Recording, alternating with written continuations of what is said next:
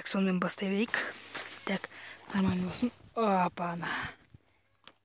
Міне менің спортивный залым. Кішігірім дейдегі. Міне. Впрочем, мына жақта ештеңке жоқ. Бұрын әлі жасап біту керек. Міне турник, рукоход. Мынау вообще трицепсқа арналған. Ал мынау міне жыма лежам. Мынау аяқ качать етуге ше. Беласың да? Ой тұрып.